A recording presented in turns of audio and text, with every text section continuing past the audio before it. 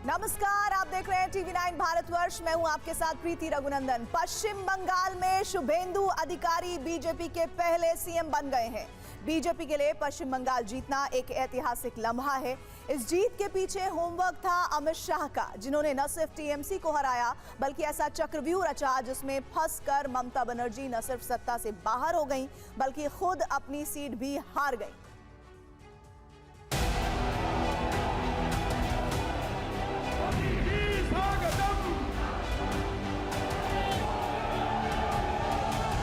सियासत में अक्सर जो कहा जाता है वो किया नहीं जाता, और जो किया जाने वाला होता है उसका अंदेशा भी किसी को होने नहीं दिया जाता।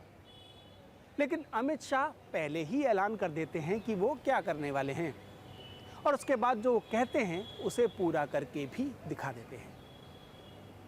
अमित शाह ने सियासत के ऐसे ऐसे धुर्ग ढहा दिए हैं जिन्हें पहले असंभव माना जाता था। दीदी, इस बार तो शुभेंदु दा ने आपके घर में आकर हराया है।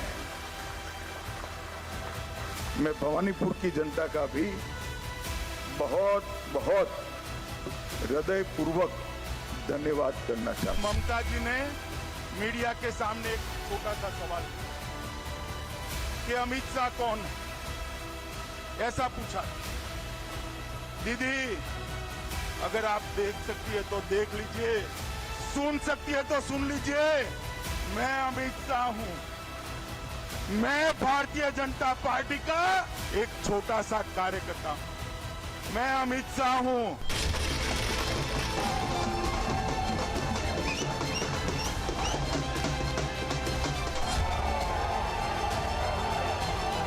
आप ध्यान दीजिए, अमित शाह ने अपना परिचय क्या दिया।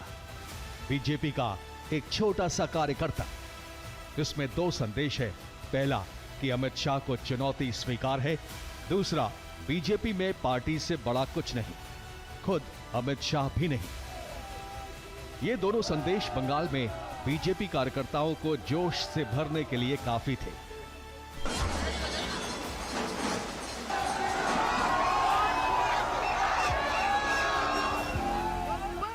अमित शाह खुद को बीजेपी का एक छोटा सा कार्यकर्ता मानते हैं, लेकिन चुनावी राजनीति को करीब से देखने वाले इन्हें चाणक्य कहते हैं।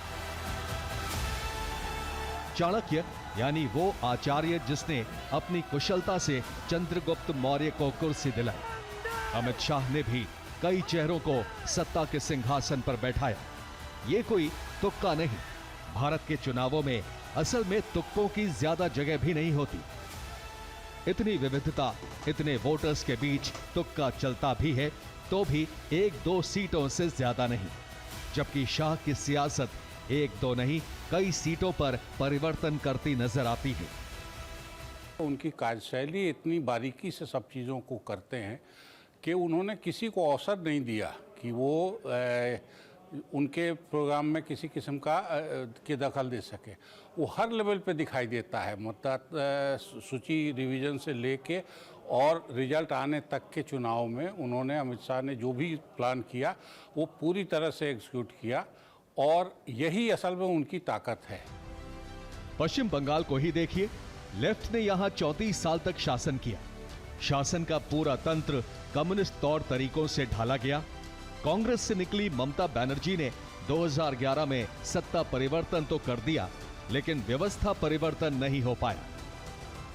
यही वजह थी जो सिस्टम लेफ्ट ने चलाया, सिस्टम वही रहा, बस पार्टी के झंडे का रंग बदल गया।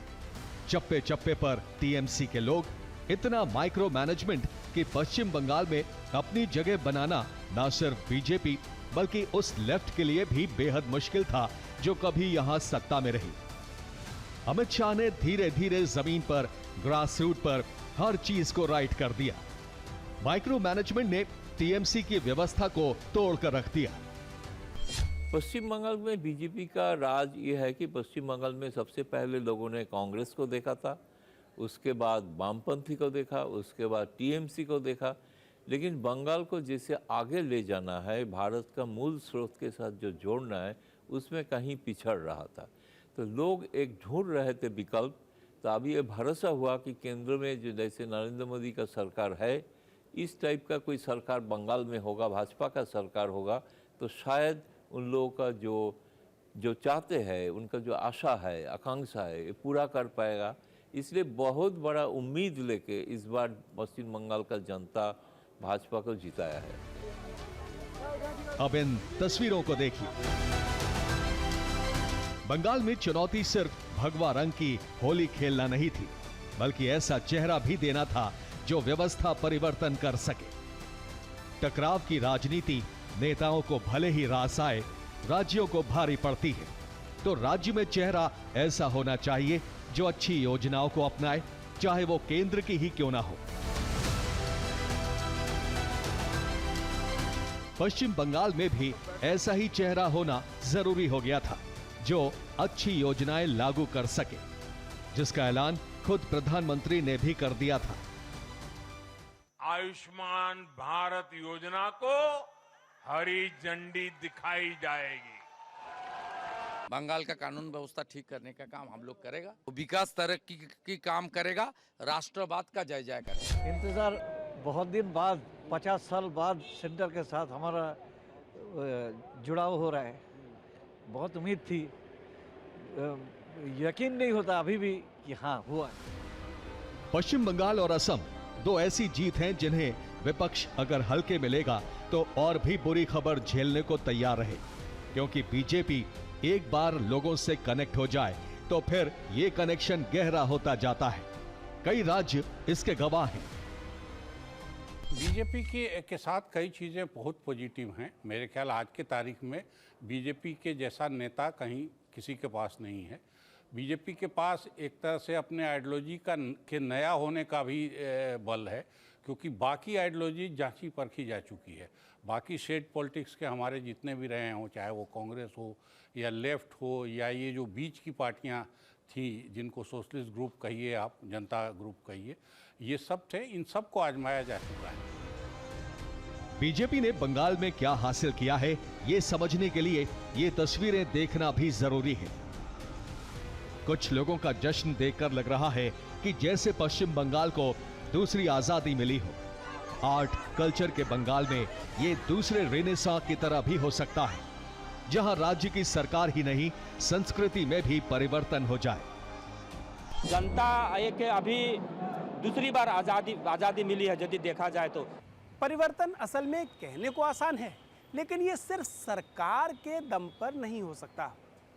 ममता बनर्जी ने लेफ्ट से सरकार बदली, लेकिन कई लोग का मानना था कि सिस्टम वही रहा।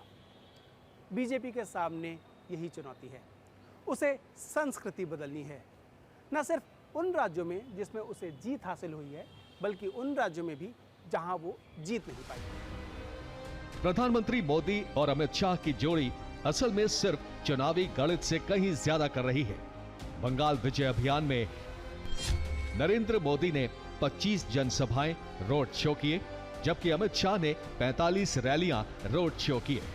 जीत के लिए शाह ने 3 जोन फॉर्मूला दिया था, जिसमें बंगाल की सीटों को 3 जोन में बांटा। पहला ग्रीन जोन बनाया, जिसमें बीजेपी की मजबूत स्थिति वाली 80 से 90 सीटें शामिल की, और वहां क्लीन स्वीप और 90% का स्ट्राइक रेट का लक्ष्य रखा। इसके बाद येलो जोन में 110 से 120 सीटें रखी, जहां टीएमसी से कड़ी टक्कर थी। वहां 50% वोट शेयर और 70% स्ट्राइक रेट का लक्ष्य रखा था। तीसरे रेड जोन में 85 से 95 सीटें थी, जहां बीजेपी कमजोर स्थिति में थी। वहां वोट शेयर बढ़ाने और 30% स्ट्राइक रेट का लक्ष्य रखा था। मैं बंगाल की ही बात करूं, मैं ही अध्यक्ष बना था, उपचुनाव आया, हमारे अभी के अध्यक्ष समीक भट्टाचार्य जी एक उपचुनाव जीतकर हमारा खाता खोले थे। 2014 की बात कर रहा हूं। 16 में 3 हुए, 21 में 77 हुए और 26 में 207 के साथ आज हमारा मुख्यमंत्री बैठने जा। अमित शाह ने 24 में से 18 घंटे काम करने का फॉर्मूला दिया। हर एक बूथ की बारीक से बारीक जानकारी इकट्ठा की गई। चुनाव का रुख बदलने वाले प्रचार का प्लान बनाया। भरोसेमंद लोगों की कोर टीम बनाई, जिसने ग्राउंड पर जाकर काम किया। अपने सिपह सलारों भूपेंद्र यादव और शुभेंदु अधिकारी के साथ मिलकर बंगाल में दीदी के डर को मोदी की सुरक्षा की गारंटी से बदल दिया। अभेद्य माने जाने वाले किले को मिट्टी में मिला दिया। 2013 में इसकी कल्पना करना भी मुश्किल था और फिर बीजेपी की सियासत के केंद्र में आई ये जोड़ी नंबर 1। उत्तर प्रदेश जैसा पेचीदा राज्य गठबंधन और जोड़ तोड़ की राजनीति पर टिका था। इस जोड़ी ने यूपी को भी बदल कर रख दिया। अगर कोई और दल या नेता होता तो शायद 2014 में हुए बदलाव को ही सिर पर ताज मान लेता। लेकिन फर्क यही है, मोदी शाह ने पहली बड़ी जीत को मंजिल नहीं सीढ़ी माना और नए सिरे से जुट गए। केंद्र में लगातार 3 बार सिंगल लार्जेस्ट पार्टी के साथ सरकार, पहली बार उड़ीसा में सरकार, पहली बार बिहार में बीजेपी मुख्यमंत्री, पूर्वोत्तर में पूरी तरह बीजेपी छा चुकी है और अब पश्चिम बंगाल में प्रचंड बहुमत के साथ मुख्यमंत्री।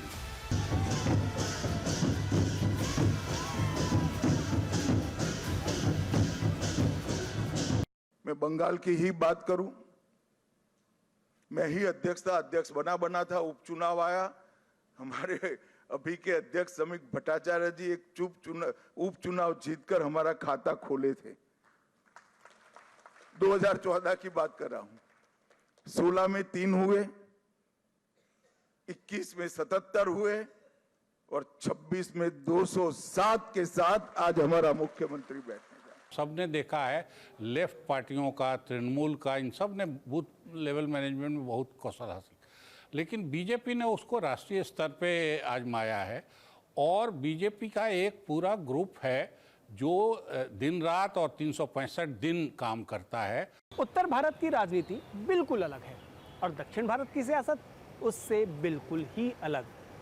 मसलन तमिलनाडु, जहां एक्टर विजय सियासत के छुपे रुस्तम निकले। बीजेपी की महत्वाकांक्षा तमिलनाडु में पैर जमाने की है और ये बात किसी से छुपी नहीं, लेकिन इसके लिए असल में नए सिरे से काम करना होगा।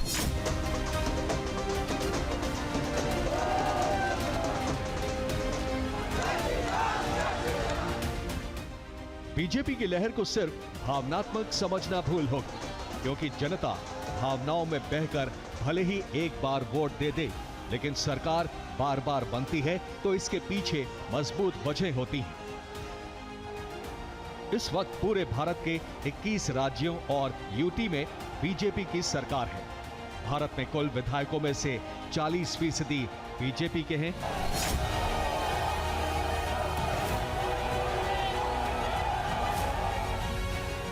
पश्चिम बंगाल का दुर्ग भेदने के बाद पार्टी की नजरें दक्षिण भारत पर होंगी और अमित शाह के लिए ये चुनौती बहुत बड़ी होगी। अमित शाह जी के लिए जैसे असंभव था बंगाल जीतना, वो संभव करके दिखाया। इसलिए चुनौती है कैसे दक्षिण भारत में, खास तौर पे केरला और तमिलनाडु, इस जगह पे भाजपा को कैसे मजबूत बनाया जाए ताकि अगला बार इस सरकार बना सके।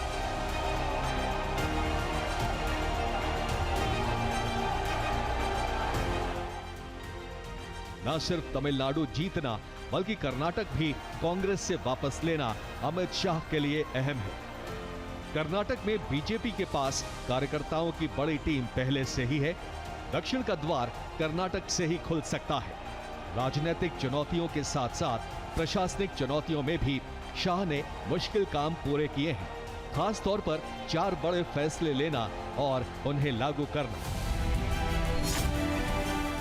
कश्मीर से धारा 370 हटाना, देश से नक्सली हिंसा का सफाया, वक्फ बोर्ड पर कानून बनाने की पहल, सहकारिता मंत्रालय के जरिए रोजगार बढ़ाना।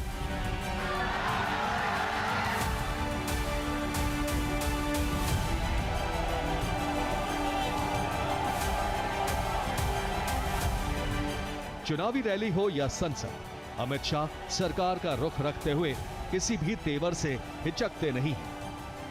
संसद में विपक्ष के हंगामे के बीच कई बार ऐसे मौके आए जब हमलावर हो रहे विपक्ष का जवाब अमित शाह ने दुगनी आक्रामकता से दिया। आपके दफ्तर के अंदर क्या बातचीत हुई है क्या हम बताएं कि प्रधानमंत्री मोदी जी ने आपके दफ्तर के अंदर क्या क्या बातें की हैं? हम नहीं कहते। कोविड के चाहिए माननीय अध्यक्ष जी, बताना चाहिए, बताइए। एक गंभीर आरोप है माननीय अध्यक्ष जी, बताइए। ये पहला मौका नहीं था जब अमित शाह के तेवर विपक्ष से भी ज्यादा कड़े थे। पहले भी सदन में कई बार अमित शाह ने न सिर्फ सरकार का पक्ष रखा बल्कि विपक्ष को भी घेरा। दादा, आपको भाषण करना है तो मैं बैठ जाता हूँ, 10 मिनट बोलिए। इतने सीनियर सांसद होकर बीच में टोका टोकी करना ना आपकी उम्र के लिए अच्छा है ना आपकी सीनियोरिटी के लिए अच्छा है। मैं कभी किसी को नहीं डांटता हूँ, मेरी आवाज जरा ऊंचा है, एक मेरी मैन्युफैक्चरिंग डिफेक्ट है। जम्मू एंड कश्मीर के पीए को आप भारत का हिस्सा नहीं मानते हो क्या? एग्रेसिव ना हो, जान दे देंगे इसके लिए। क्या बात कर रहे हो आप? एग्रेसिव होने की क्या बात कर रहे हो?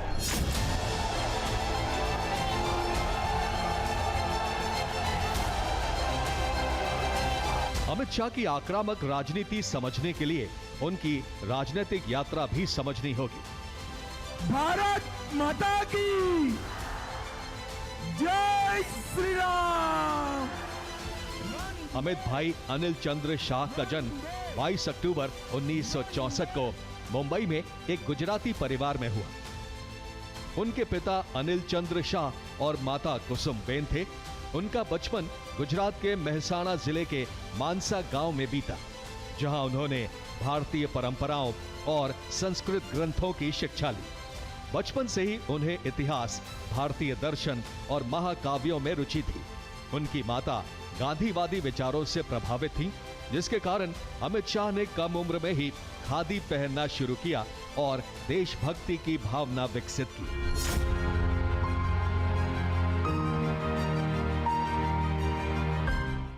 सिर्फ 13 वर्ष की आयु में उन्होंने 1977 के चुनावों के दौरान जनसंघ प्रत्याशी मणिबेन पटेल के प्रचार में भाग लिया।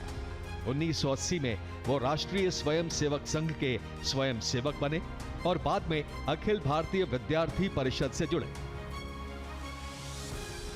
1982 में वो गुजरात इकाई के संयुक्त सचिव बने। इसके बाद उन्होंने भाजपा के लिए बूथ स्तर पर काम किया और 1987 में भाजपा युवा मोर्चा में शामिल हुए। इस दौरान वो दीनदयाल शोध संस्थान से भी जुड़े और नानाजी देशमुख के कार्यों से प्रभावित हुए। बंगाल, जहां से सबसे पहले भारतीय जनता पार्टी का जो मूल संगठन हिंदू महासभा का जन्म हुआ, आरएसएस का जो जन्म हुआ, वो आरएसएस का 100 साल पूरा हुआ। उस समय बंगाल में भारतीय जनता पार्टी का झंडा फहराया। ये इसलिए संघ तो ऊपर निश्चित तौर पे उसका जो प्रभाव है निश्चित तौर पे और बढ़ेगा।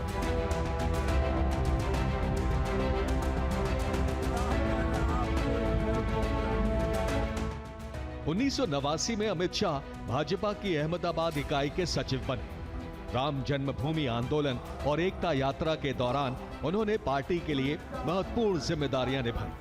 लालकृष्ण आडवाणी और अटल बिहारी वाजपेयी के गांधीनगर लोकसभा चुनावों का प्रबंधन उन्होंने लंबे समय तक संभाला। इसी दौर में उनकी मुलाकात नरेंद्र मोदी से हुई, जो उस समय गुजरात भाजपा के संगठन मंत्री थे। दोनों ने मिलकर गुजरात में भाजपा संगठन को मजबूत करने और सदस्यता अभियान को विस्तार देने का काम किया। प्रधानमंत्री मोदी का छवि जनता का बीच में एक लोकप्रिय एक छवि जो है, लेकिन उसको क्रियान्वयन करने के लिए वास्तव माने जिसको कहा जाता है इम्प्लीमेंट करने के लिए अमित शाह जो रणनीति बनाता है, ये दोनों का जोड़ी एक अद्भुत एक जोड़ी है, जो मुझे लगता है कि अभी फिलहाल वर्तमान स्थिति में अपराजय टाइप हो गया है। 1995 में वो गुजरात प्रदेश फाइनेंस कॉरपोरेशन के अध्यक्ष बने और अपने कार्यकाल में संस्था को घाटे से निकालकर लाभ में पहुंचाया। 1997 में वो पहली बार सरखेज विधानसभा सीट से विधायक चुने गए और लगातार कई चुनाव जीतते रहे। 2000 में वो अहमदाबाद डिस्ट्रिक्ट कोऑपरेटिव बैंक के सबसे युवा अध्यक्ष बने और बैंक को भारी घाटे से उबार कर मुनाफे में ले आए। 2002 में नरेंद्र मोदी के नेतृत्व में गुजरात विधानसभा चुनावों के दौरान अमित शाह ने गौरव यात्रा में अहम भूमिका निभाई। भाजपा की जीत के बाद वो गुजरात सरकार में गृह, कानून, परिवहन और संसदीय कार्य जैसे महत्वपूर्ण विभागों के मंत्री बने। गृह मंत्री के रूप में उन्होंने पुलिस आधुनिकीकरण, सड़क सुरक्षा और अपराध नियंत्रण पर विशेष ध्यान दिया। खेलों में रुचि रखने वाले अमित शाह ने गुजरात में शतरंज को स्कूलों तक पहुंचाने का अभियान चलाया, जिससे बच्चों की मानसिक क्षमता के विकास में मदद मिली। 2013 में उन्हें भाजपा का राष्ट्रीय महासचिव बनाया गया। 2014 के लोकसभा चुनाव में उन्हें उत्तर प्रदेश का प्रभारी बनाया गया, जहां भाजपा ने ऐतिहासिक जीत दर्ज की। उनकी रणनीतिक क्षमता के कारण 9 जुलाई 2014 को अमित शाह भाजपा के राष्ट्रीय अध्यक्ष बने और उन्होंने पार्टी को देश भर में मजबूत संगठन के रूप में स्थापित किया। इसके बाद की कहानी बीजेपी का इतिहास बदलने वाली थी। अमित शाह की सियासत जीत और हार से आगे की है और विपक्ष को भी उनसे कई चीजें सीखने की जरूरत है। मसलन भारत जैसा देश जहां विविधताएं इतनी हैं, जितनी बोलियां हैं उससे ज़्यादा संस्कृतियां हैं, ऐसी हर बोली और हर संस्कृति तक बीजेपी का पहुंचना भी अमित शाह की एक बड़ी जीत है।